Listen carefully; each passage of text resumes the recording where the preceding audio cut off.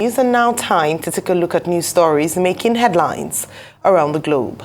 We begin in Rivers State, where tension over the expiration of the tenure of the local government chairman has led to protests and violence.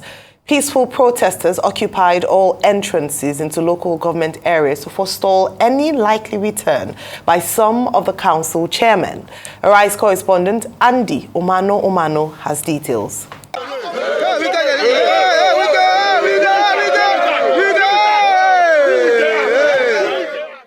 It's almost a day of protests in several local government council secretariats in Rivers State, as many protesters besiege the buildings, urging local government chairmen whose tenures have expired to stay away. But the council chairmen insist that their tenures were extended by 6 months by the State House of Assembly. In Port Harcourt, there were sporadic gunshots as Ijaw youths protested at the Port Harcourt City Council Secretariat, urging the council chairman, Oweli Hunda, to step down from his position. The chairman was reportedly making his way into the council secretariat when the clash occurred.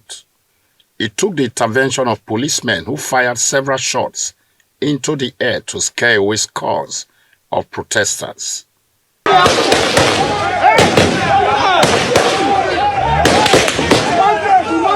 One of the victims of the political protest in Obiakpo local government area is the immediate past governor of Rivers State and current FCT minister, Nyesom Wike, whose bust at the council secretariat was pulled down by the protesters. From the Ikwere-speaking councils of Port Harcourt City, Obiakpo, Emoha to Calabaris Akukutoro, Asari Toro, and Degema, then the Ogonese RJ of Eleme, Gokana, Kana, Tai, and many others, the agitation remains the same.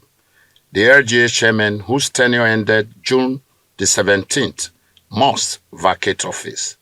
What we are doing here as youths, women, and men of this local government is what we can still do when the governor of Rivers State, Sir Similar Sebara, tenure elapses. All we are yearning for is a new government. If you have ruled and your tenure has elapsed, you have no right to say, I want to remain. My message for them is for them to share their sword and embrace whoever they might emerge as the new caretaker chairman or the elected chairman to work in synergy to deliver dividend of democracy to the grassroots. We are here to take over this council because their time has expired, so they have to leave. That is the message I have to give to them. They don't have to fight for this council any longer. They should move. Some members of the Ijaw Youth Council lend their support to the protests.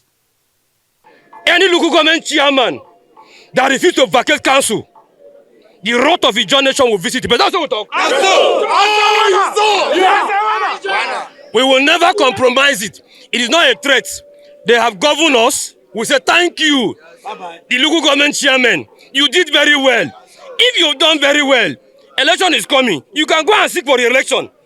But you, to stay in council to say Rivers people that voted for you does not have a say. We are standing on behalf of Rivers State, Rivers people that voted for you, that gave you that mandate, that your tenure has expired. Leave council for the peace of Rivers State. We have told them that their tenure has expired and allow Siminalayi Fubara, His Excellency, the governor of Rivers State, to make a choice, whether in election or in caretaker. Let him replace those that in the council. Let the governance be free and fair to the people of Rivers State. One government official speaks on the development while calling for calm.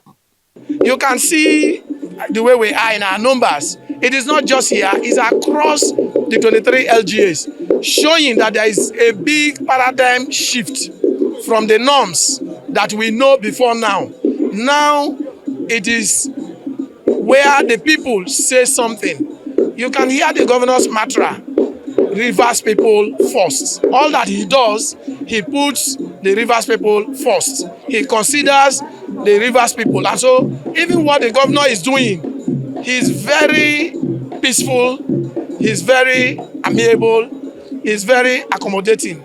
And so he gave us all that we need, the platform to make the environment very peaceful. And so I will tell them that they should rather just come and work with the governor to make the River State an enviable one. Governor Fubara had, in a statewide broadcast on Tuesday morning, instructed the outgone council chairmen to hand over to their respective heads of local government administration, as the River State Commissioner of Police called on residents, especially youths, to avoid being used as cannon fodder. As we continue to strive to provide leadership and direction for our people, I hereby direct head of local government administration to continue to provide leadership in their respective local government areas. Head of local government administration are hereby directed to immediately take charge of the councils with renewed vigor and readiness to serve and await further directive as we navigate towards even greater accomplishments together. We are not taking it lightly. We are ready to go. Our officers have been on show of force. We have had additional men given to us from the headquarters. Equipment have been serviced. We are ready to go. This is just to assure members of the public that so far as we are concerned, we are ready to do our jobs of protecting lives and properties. And we have tried our best. We have warned anybody who will want to take laws into their hands. I want to use this opportunity to talk to parents, to call their children and talk to them, so that their children will not be used as cannon fodder in this crisis. This is the heart of Obiakpo Local Government Council, where a number of youths, some thousands, had occupied this morning in order to prevent the immediate gone local government chairman in the person of George Ariolu from accessing his office. They said they acted on the fact that his tenure elapsed on the 17th of June, and so going to whatever threat they have given, they will not allow him access. And of course, it's just another new vista that seems to have been opened in the lingering, I should say, River State political crisis that started last October. Is the local government chairman, who is supposed to have exited office yesterday, going to return to office tomorrow after the 2-day Salah break? And are the youths going to back down, or those who are insisting on tenure elongation as they refer to it? From Obiakpo local government area of River State is Andy Omano reporting for Arise News. Thank you, Andy, for that report. All right, Rufai, who is in charge of River State? I don't know. Who is in charge of River State? The governor is meant to be in charge, but the powers that be are in charge. That's the sad reality. We all know this because of the Wike and the Fubara fight. By law, the local government of chairman should leave after the expiration of their tenure.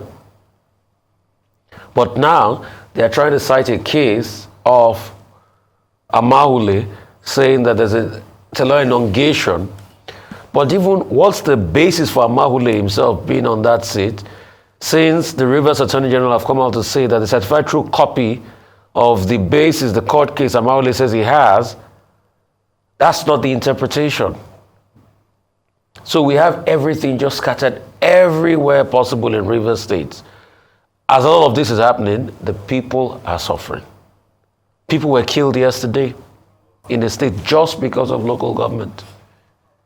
Let's ask the last governor of River State, did anybody give you this level of contestation when you were there? But because we've built a system where we thrive in chaos and disorder. And you see, Rivers is just a microcosm of what is happening in Nigeria in general. How the system is warped, it tilts towards those that have the higher interest over others. So today now, I think you ask a question, who is leading the local government? I hear the police have taken over the local government secretariat. So the police are in charge of the local governments. As we speak now, police are local government chairman in Rivers State. You can see the beginning of chaos and disorder that Nigeria has because two people are fighting and you can't rein them in. And the truth has to be said, the Rivers people that are now suffering all of this were not privy to any deal Wike and Fubara made. They made those deals because of their own selfish interests. Why do politicians go into power? Do you think it's to help the people? No. It's to appropriate wealth for them. and to continue their political career and to build hegemony. That's why they go into power. It's not because of the interest of the people. If it was because of the interest of the people, do you think if the people do not vote them, do you think they will fight the way they are fighting? It's because there's something involved. And we must call a spade a spade. If you take resource and capacity to be able to control the resource of the state of these politicians, they will never go out for these positions. All I would just say is, please, Rivers people, we'll call for calm at a point in time like this. And we just would also ensure that they should allow Fubara, he's the current governor of the state, let him lead his states. And let no external force or interference ruin all of this. Please. Well, very quickly. Now, let me start with the police. I think the police have done the right thing by deploying their officers, their men, to all the 23 local council secretariats. And they are also right to have declared that there has been a breakdown of law and order in Rivers State. One guard was killed, 2 other persons lost their lives. There was a complete mayhem. And the youths who took over the various local government, 23 of them, local council secretariats, from Port Harcourt to Eleme, to Asaritoru, to Degema, all the local governments were taken over. They sounded like they were ready to do violence, particularly against one particular, local government chairman who said he will be in his office today and that he will dispatch people to their forefathers. The job of the police under the Constitution, as further affirmed in the Police Act, is to maintain law and order and protect public infrastructure, just to make sure that there is no breakdown. And to that extent, the police command in Rivers State has taken the right decision. Number 2, the contention remains whether or not this local government chairman can stay in office beyond their tenure. Now, the basis for Amewule-led faction of the State House of Assembly for extending the tenure of this local government chairman was simply because they said the governor had refused to organize local government elections. And hence, they said these people should get additional 6 months. But the governor refused to give his assent. The Amewule faction overruled him. Now, at that time, we had 2 factions. We had the Edison-led faction. We had the Martin Amewule-led faction. And there was contention as to which of these 2 factions constituted the authentic legislative body for Rivers State. Now, the Amewule-led faction may have been relying on Section 135 sub 3 of the 1999 Constitution. Under that Section 135 sub 3, it talks about the tenure of the President of Nigeria.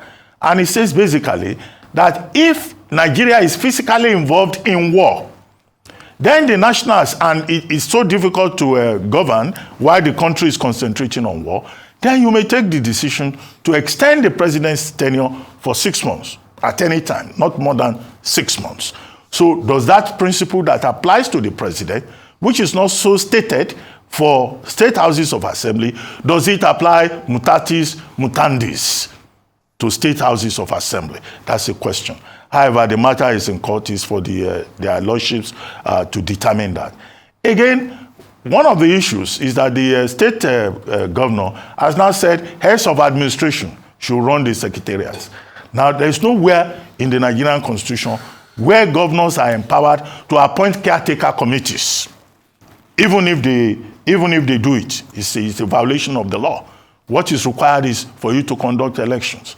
And that's conducted by the State Independent Electoral Commission, which some people have even been saying should be scrapped because the governors try to hijack the process. So this is another issue that has been thrown up in this particular case. The third issue that has been thrown up is that the governor himself, like the police, has a responsibility to ensure peace in that state. Because as we hear, the governor was saying that if his supporters are arrested, he will do everything possible to get them freed. If his supporters are responsible for any breakdown of law and order and violating government properties, of course they should be arrested. And then, of course, there is the role of Wike in the matter. That's the bust of Wike being pulled down by irate youths.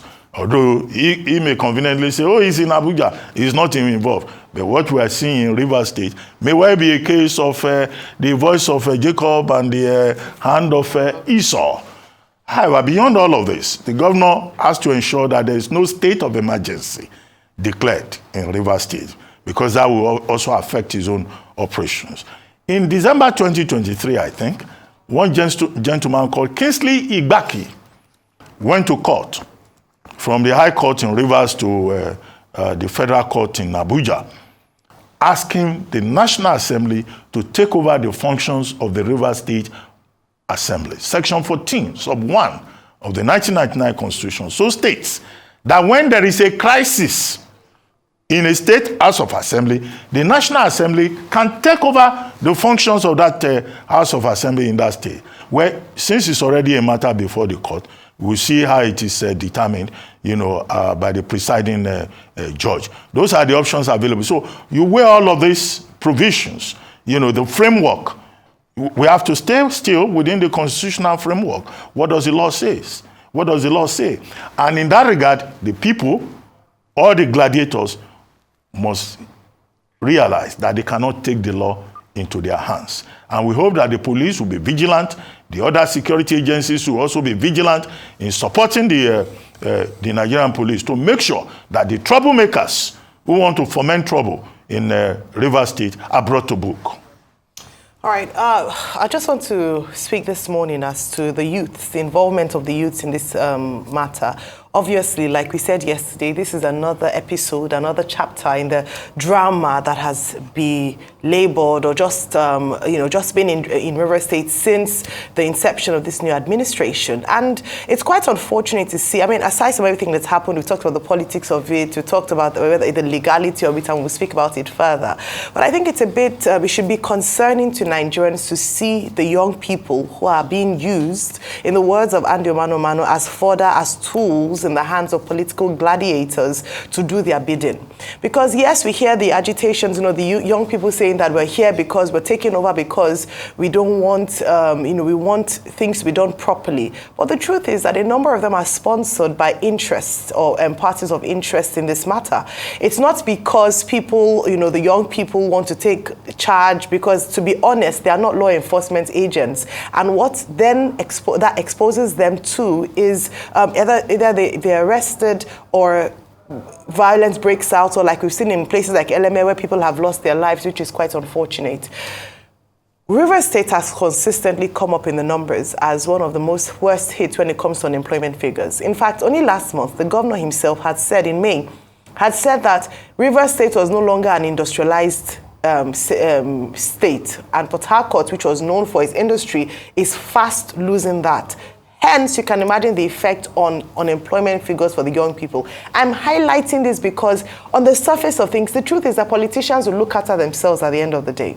We have analyzed it, and at the end of the day, the courts will rule in terms of what happens in those local government areas. But it's these young people who are called upon when there's an issue or a matter to resolve to act as gladiators on behalf of political actors that should be a big concern to the people of Rivers State. We often talk about the fact that when all these things happen in a state, it's the people that suffer. And usually once they've done the bidding of the political actors, when things have settled, they are left on their own. I hope that following these, citizen, this active citizenship, civic duty, civic responsibility, they'll also rise up to make demands for the things that should be right for them and make sure that it's the people first in the state. And so hopefully they can also channel this energy to agitating for industrialization in the state, for employment, so that in a situation where they need actors to come and help them to man local government areas, they are not available because they are hard at work.